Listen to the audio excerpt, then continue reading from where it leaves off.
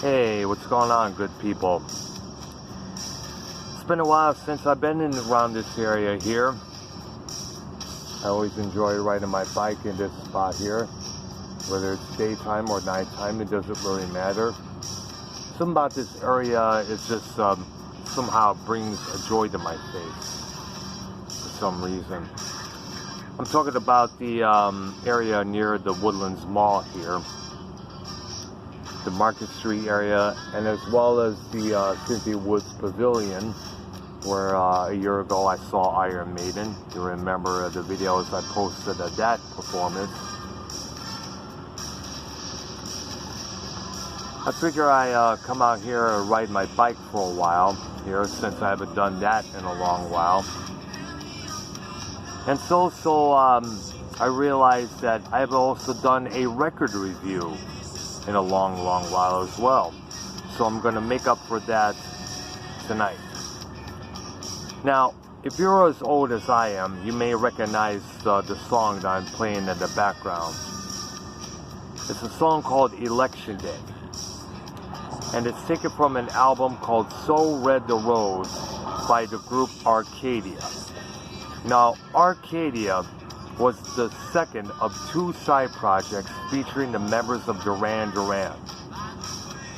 Earlier that year, which is 1985,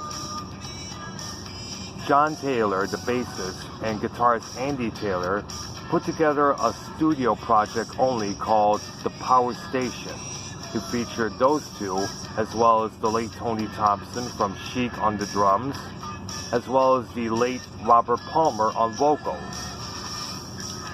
That album would become a success. Some Like It Hot and their T-Rex cover of Bang a Gong, Get It On would be massive hits on MTV and on radio stations as well. Now in the meantime, frontman Simon Le Bon, drummer Roger Taylor, and keyboardist Nick Rose decided, if they could come up with a project that will sell how many copies, that'll be this successful, so can we. So they put together this group as a rivalry to put forth. In fact, this album has often been called a revenge album by many critics and writers. But the problem was, this album didn't sell that much. Apparently the reason why was because it was a lot more darker than the Power Stations, as well as darker than what Duran Duran was putting out at that time musically. Duran Duran has always been this bebop, pop kind of stuff there, a lot more uplifting. This album took a much more darker turn. Now, this album featured a whole slew of guest artists on it as well. It featured two spoken word performances from Grace Jones, who is coming up right now on this track. She speaks some spoken stuff on this track, as well as one called The Flame. It also features Sting from The Police, backup vocals on The Promise, another great track, as well as saxophone work from Andy McKay of Roxy Music. It also featured David Gilmour from Pink Floyd on the guitar, as well as a well-respected bass player named Mark Agan, who plays with the Pat Metheny group. He's done a couple solo records of himself and considered a highly well-accomplished bass player, next to Bill Laswell, Let Me Kill Mister, and the late Cliff Burton. Now, in 2010, this album was remastered, reissued as a 3-disc set.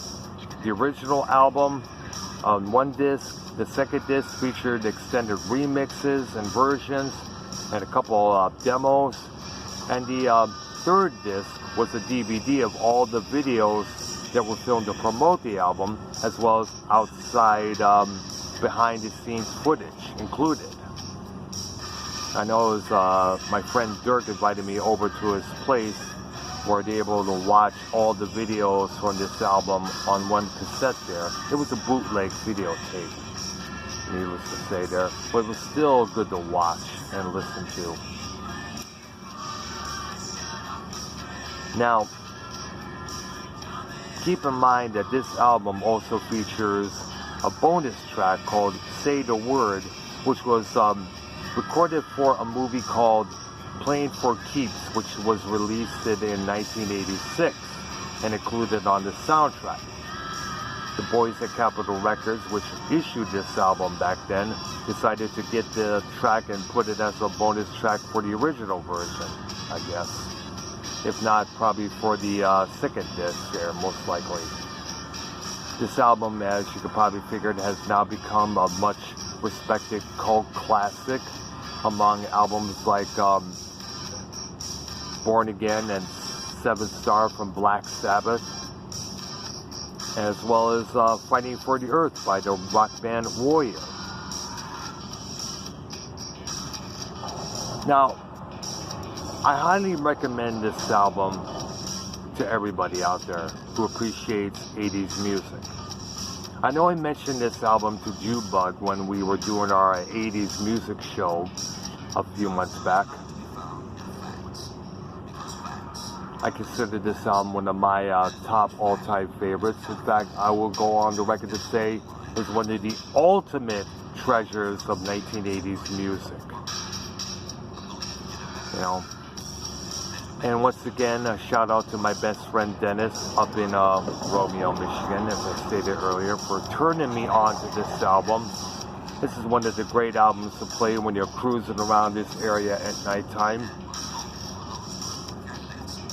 I'm gonna get on my bike now and head back out riding. I figure I'd take the time to make a video on this album here. Once again, it's called So Red the Rose by Arcadia. Came out in 1985.